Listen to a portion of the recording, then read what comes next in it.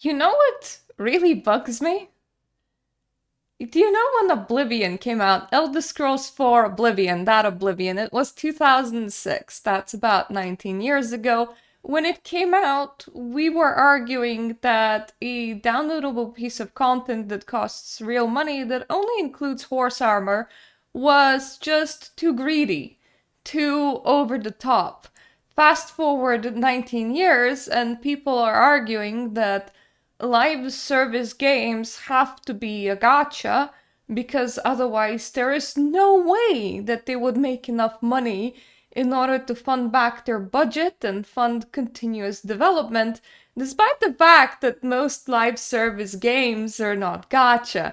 They still, at least in the West, they still tend to be things like free-to-play MMOs that, yes, would come with a store, and a lot of them will have things like XP boosters or like instant level purchases and things like that. But while some of them did incorporate loot boxes, that kind of went back and forth. So majority of the live service games, MOBAs, MMOs, battle arenas, Fortnite pew pews, they're not gachas. They're not like a here's a banner, it might take you $400. Go and do that. Of course, if you count mobile games, a lot of mobile games will be gachas, but I've seen so many weird arguments that gacha games have to be gacha because, well, a live service game won't be able to fund their development and continued support otherwise, which is just so incredibly wild for me and kind of offensive in a way. I have to assume that people that make these kind of statements are quite young and don't know what gaming industry looked like merely like 20 years ago, that they're just so willing to take in over the top monetization. Well, Duet Night Abyss is releasing, and it is yet another run of the mill gacha game, except that after their second beta test, they removed all gacha mechanics. Now, that doesn't mean that this game will stand out from the sea of a whole bunch of other gacha games that you can get, or that it's gonna be above average, or that it will get its own follower base. But it is nice to see a gacha being not a gacha and turning back that wheel of greed a little bit. And I wish them all the success in the world. And I think that them doing this proves that Infinity Nikki never actually needed to be a gacha, and it doesn't quite need to be a gacha right now. I would actually say that if banners functioned with a similar system to what Duet Night Abyss is proposing, which is do dailies, save up, claim a character, or buy the character outright for some amount of money, which I am gonna assume, I might be wrong, but I am assuming that they're gonna probably keep the $20 to $40 range. It's hard to convince people to like drop $200 up front when you're not hiding it behind gacha mechanics, but if you're like this full character, pay $20 and get it now, that sort of thing, people are willing to spend that sort of money because they spend that sort of money on cosmetics and MMOs quite easily. So you either save up or you pay some amount of money up front and just have it. I would quite argue that if Infinity Nikki functioned under that model for their current banners, more people would likely spend money. For example, I did not pull on the long banner when there was a choice between the cat banner and the long banner in 1.8, even though I kind of sort of liked it.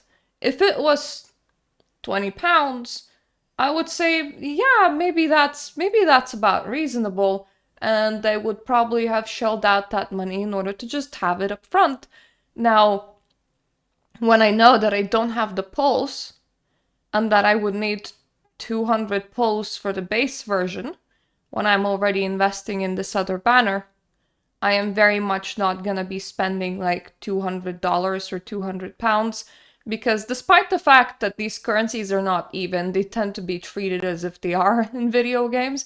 I'm not gonna be putting down that amount of money up front in order to get the banner that I am not getting, and I have to count for hard pity either way.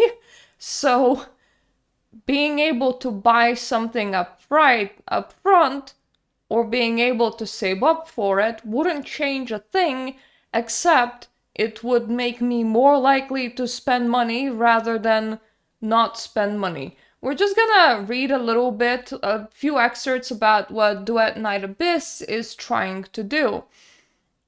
Duet Night Abyss decides to abolish gacha systems just before launch. We ask the devs what happens to the game's monetization. Duet Night Abyss will no longer include character or weapon gacha, meaning players will be able to obtain every single character and weapon in-game for free. In past versions of the game, our monetization model was built around character gacha. We had already introduced some optimizations to ease the burden on players. For example, by making it so that your first pull on a featured banner couldn't miss, and adding ways to obtain weapons for free through the second letter system. We also introduced cosmetic content as a secondary paid element, creating a hybrid model of gacha plus cosmetics. This is the version that we tested in the second closed beta. Mind you, despite Infinity Nikki, some people arguing that the whole game is entirely cosmetics, that's not quite the case. 5 stars outrank 4 stars on the stat basis, and 5 stars might also come with abilities that you would otherwise not have, such as the cat banner having the ability to double dash and defeat a lot of enemies in front of you, Timeless Melody putting enemies and animals to sleep and allowing you to then shoot the enemies or groom the animals, 1.6 fairy outfit allowing you to AoE groom animals, 1.4 4-star on the 5-star banner allowing you to not have animation as you're grooming animals, the mermaid dress from 1.5 allowing you to walk on water by making ice, which has been used to a great degree in order to find exploits, to get into places earlier than you're supposed to take shortcuts and the likes. Similarly, from 1.5 banner, we had that blind flying woman thing. It's hard for me to remember what it was called, but that's what I would describe it. And she has the ability to stop and hover mid-air, which is a great help if you're doing jumping puzzles.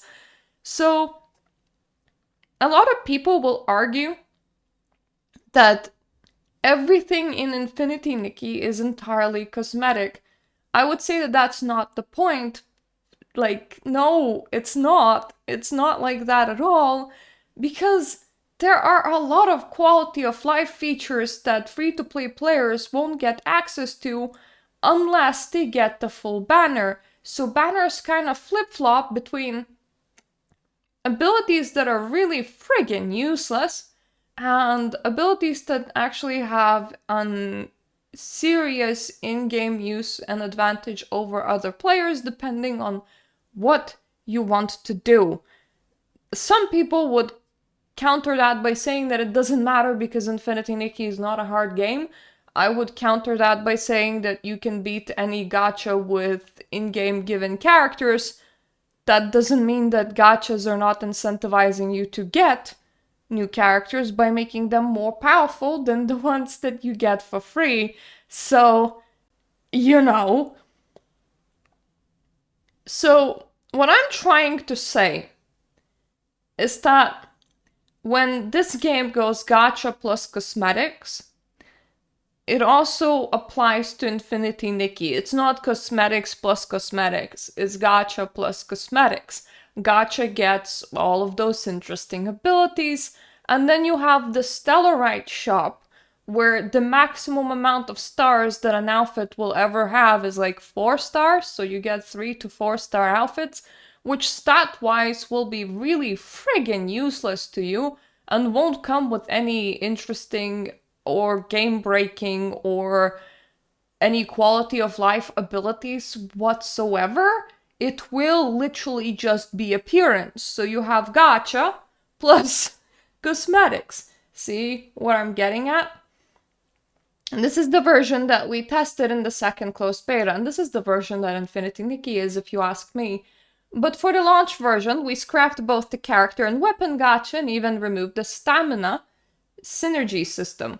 All characters will be free to obtain, and new characters will, in principle, be permanent. So they're not trying to monetize FOMO. The characters won't really go away. It's just that you'll get more characters than you can reasonably get for free through dailies throughout the year, hence why there will still likely be a push for you to buy the characters and buy the weapons because it's faster, but there are other ways for you to get what you want to get. So there's it's similar to how you would save in a gacha game. You would save your pulls.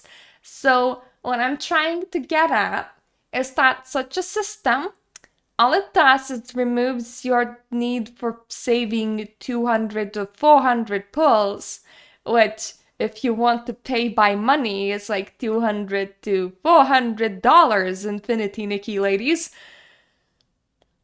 Instead, you can save your daily fragments to redeem for gacha elements that are not behind FOMO, and if you want something new and you don't want to save for a while, you can buy that up front, and you can likely buy that for, probably $20 to $40 and not $200 to $400, making it a lot more sane system that encourages people to still spend money, and I bet a lot of people will still spend money, except that it's not gonna be an insane amount of sums if you wanna spend money. And let me argue that people that are able to spend $20 to $40 here and there entirely outnumber how many whales can whale on like full banners every single patch. It's why a lot of monetization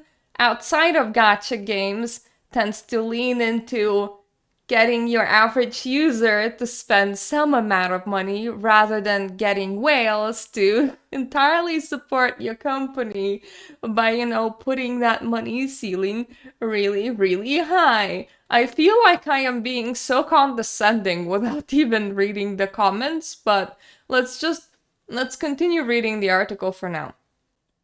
Players won't need to worry about spending money just to get characters. As for collecting resources, since dungeons no longer have stamina restrictions, players can play at their own pace. I would love if we had no stamina restrictions in Infinity Nikki. I am spending my energy on glowing things up. This makes it very easy for me because I know what I'm doing with it until I will have every single outfit glowed up, and I am slowly getting there. Every single outfit that I own, not every single outfit in the game, because I am not that rich. So I know what I'm doing with it, but it means that I log in, I go and spend my energy to exchange it for bubbles and threads, and sometimes blings if I'm feeling extra poor, and then I spend it on glowing up, and that's where it stops. Imagine if instead the Eureka dungeons were free and I could do Eureka dungeons on the side. As it stands, I am currently not collecting Eurekas because every single attempt at a Eureka dungeon costs 40 energy that I do not have to spare. And I would compare this to, doing dungeons for accessories in other games, because Eureka's also score in fashion battles and Mirta Crown.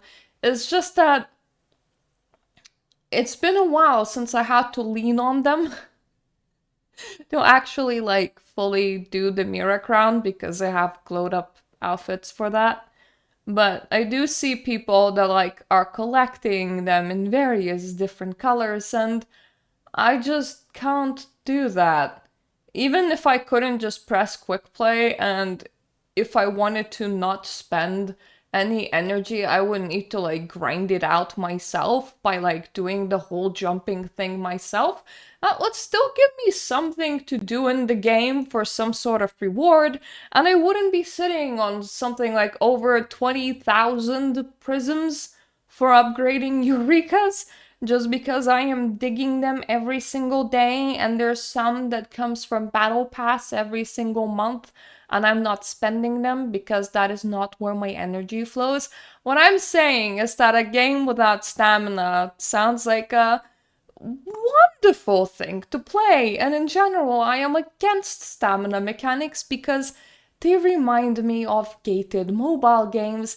They don't remind me of games that belong on a PC. Our decisions regarding monetization are based not only on the current market, but also on what players will want 3 to 5 years from now.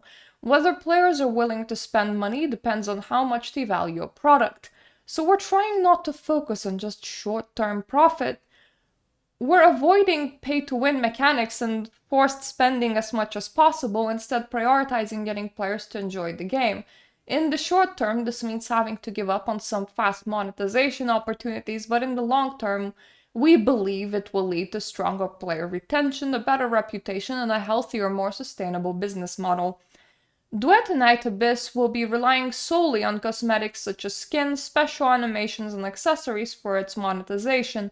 By eliminating much of the pressure to spend, as well as the stress about not having enough daily stamina, Pan Studio hopes to foster a satisfied player base that will stick around for the long term. And why am I even talking about this? Because we did have a post saying this is the true love and care Nikki deserves from her creators. And people were like, I think it's good to remember that the game in question plans to monetize by selling skins. And to you, I say, so we literally have a whole Stellarite store that you can only get for real money, and in no other possible way. We already have gacha plus cosmetics.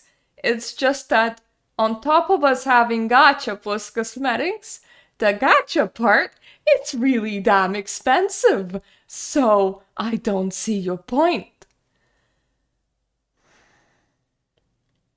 That would never work, would Infinity Nikki, says hopefully a very young person, for the reasons that I outlined beforehand.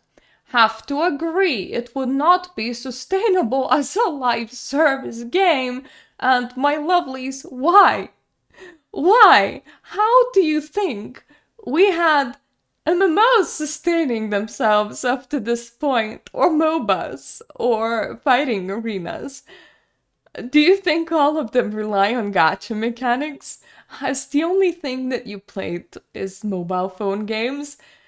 Do you not even know what the gaming industry for the West looked like 10 to 20 years ago? Were you born literally yesterday, and was gacha the only model that you were raised up with? In which case, I do feel very sorry for you. And yes, you could argue that Infinity Nikki needs a lot of money because it has over 1,000 developers on its team.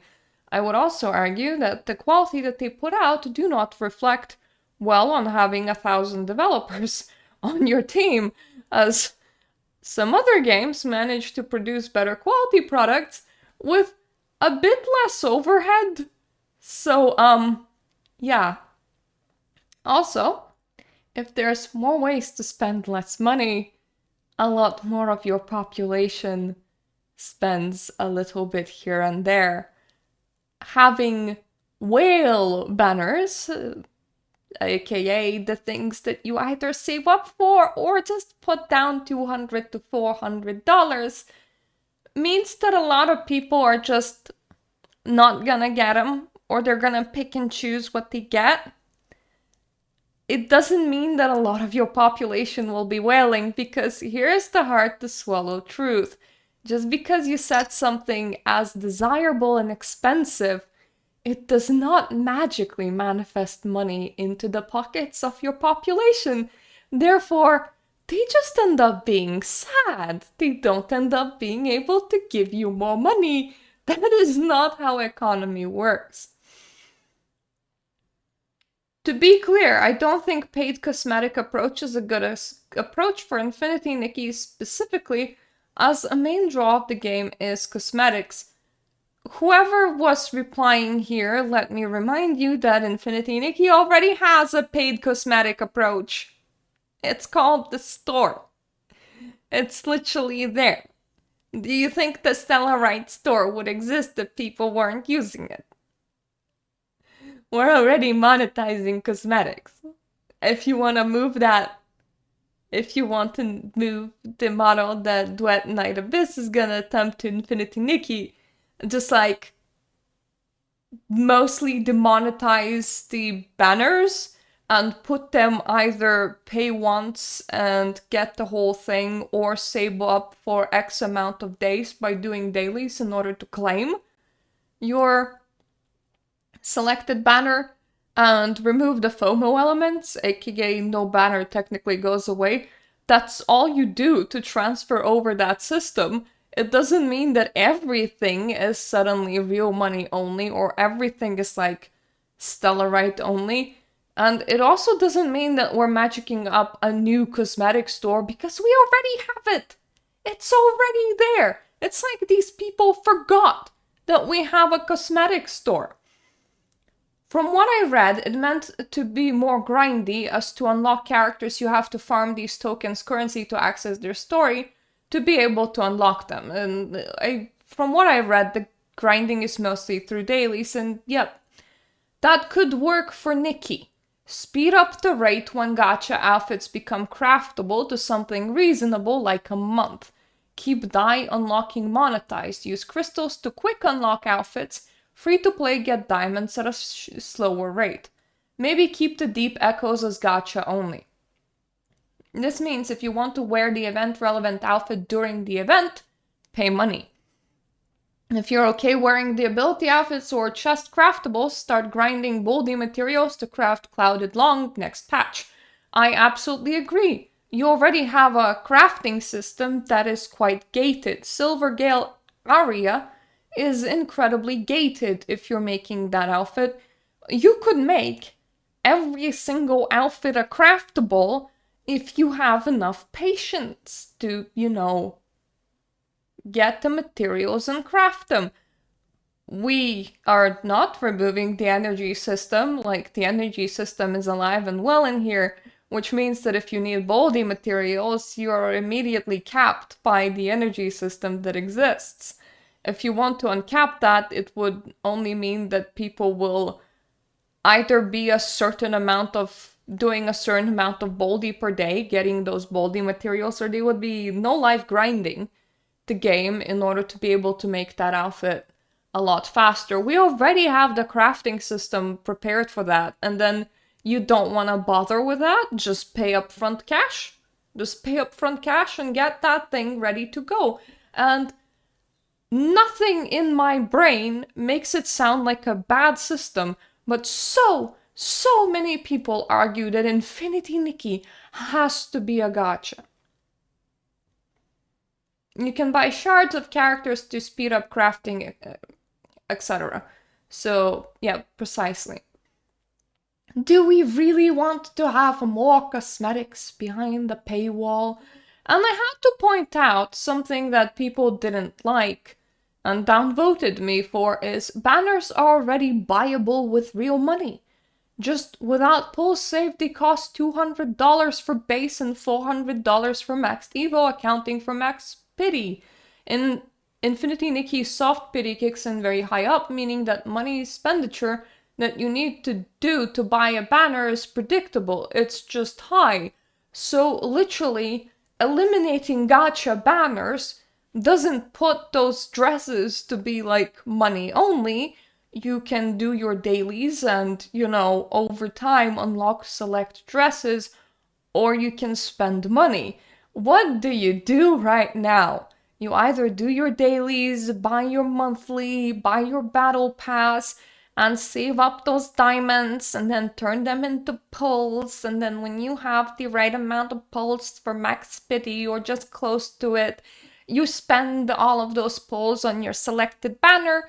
And in between doing that, you're skipping banners because you can't get them, moving it to if you do this amount of dailies, you get to claim a specific banner at a slower rate than the banners are releasing, obviously.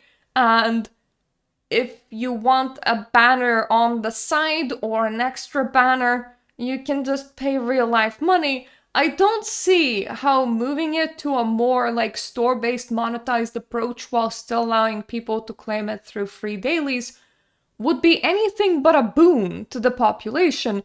And once again, because people don't tend to pay $200 to $400 up front, except when they can't see that price.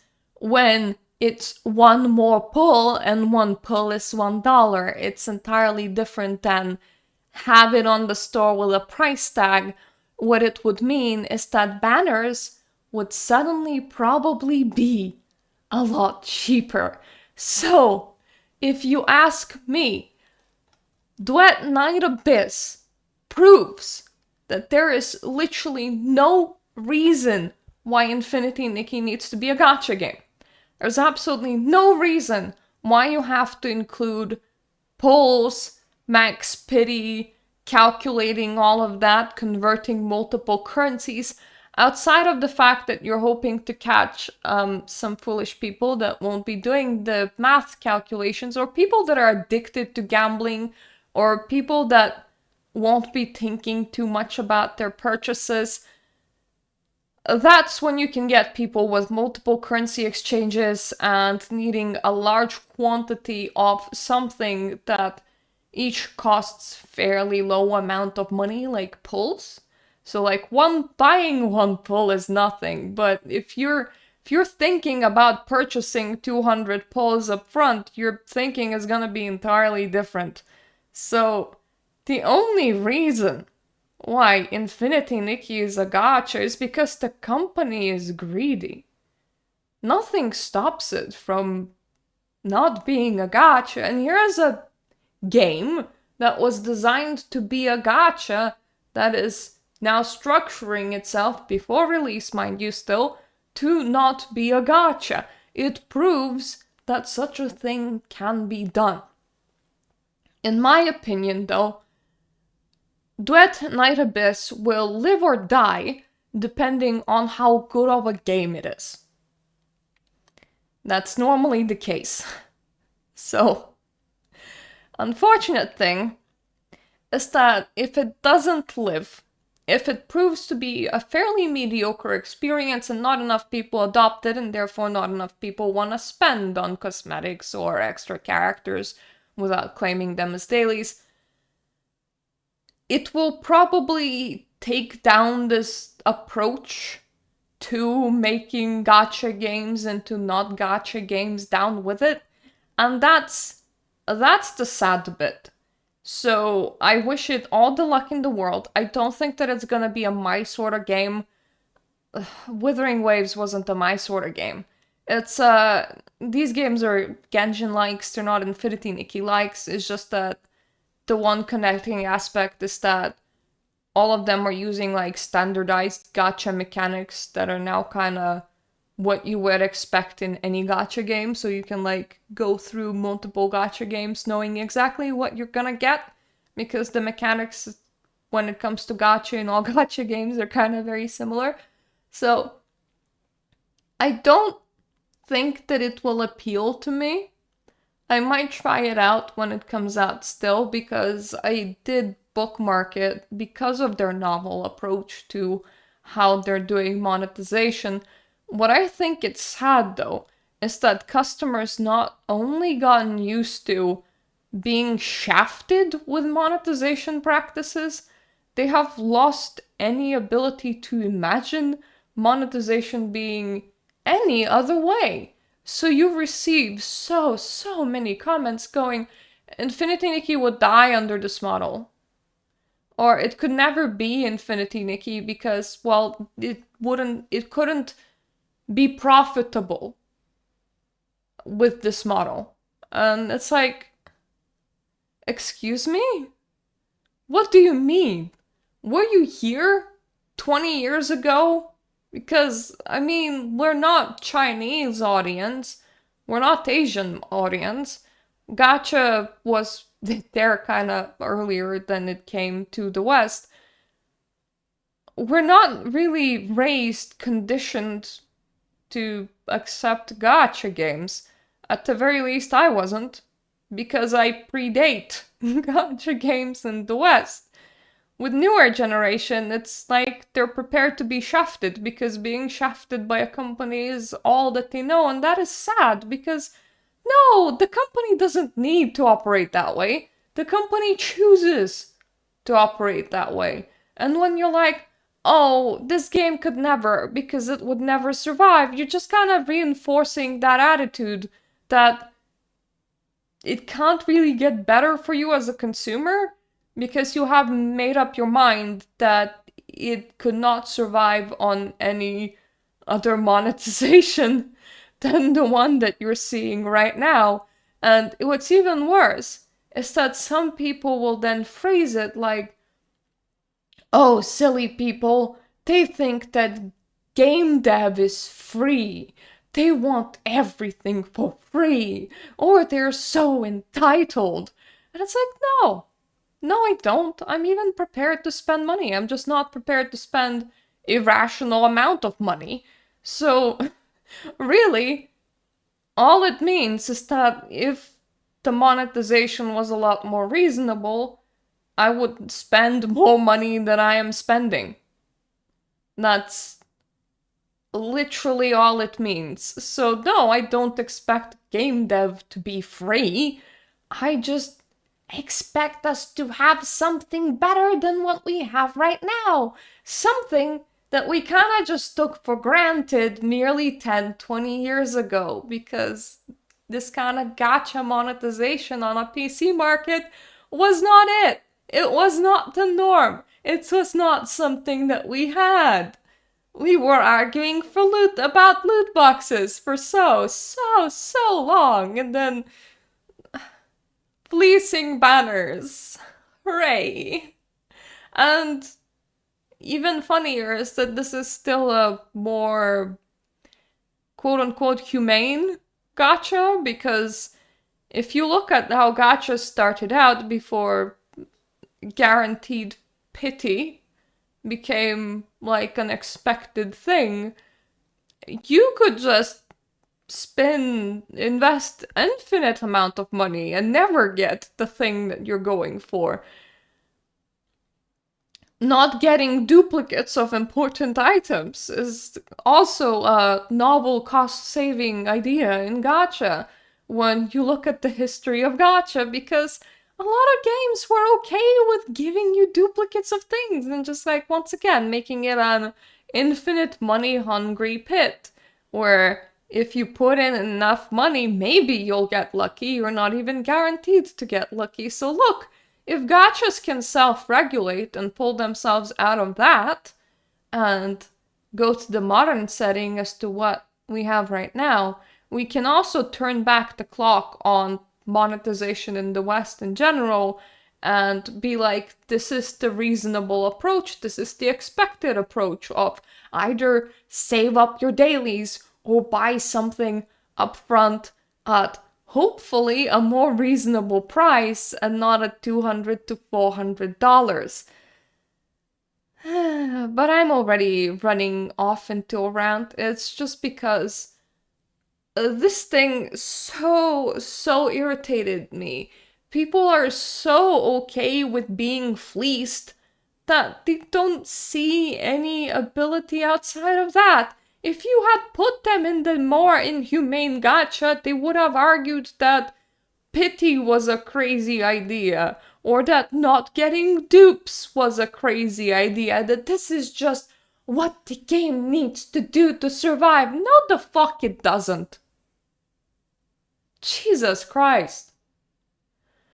Anyway. I don't know if anyone will even watch this video. I honestly wish Duet Night Abyss the best of luck. And once again, I might investigate it because novel business model. It's a step forward, not a step backwards. I would like more games with, novel business model that is a step forward and not a step backwards into infinitely greedy companies. But it's not gonna be Infinity Nikki, is my guess, because of course it isn't. It's not a dress up game, it's a character collector fighting game, which is a lot closer to Genshin than it is to Infinity Nikki. Anyway, I wish we could have this. I wish somebody was this nice to us. That would be great. Thanks. And if one company does decide to, do that at some point, then hi, I'm your target audience. Just thought I'll wave in advance and be like, yep, I would be very, very interested in this thing. Anyway, what are your opinions on what Infinity Nikki does and doesn't need to do for money? And what are your opinions on upcoming Duet Night Abyss? And how do you see the market heading in general? I hope for better. I am prepared for worse because the optimist in me is very small, tiny, and quiet, while the pessimist in me loves to be gloomy all day long. So, thank you for watching. Thank you so, so much for my Patreon supporters, and I hope I'm gonna see you in my other videos. Toodaloo for now!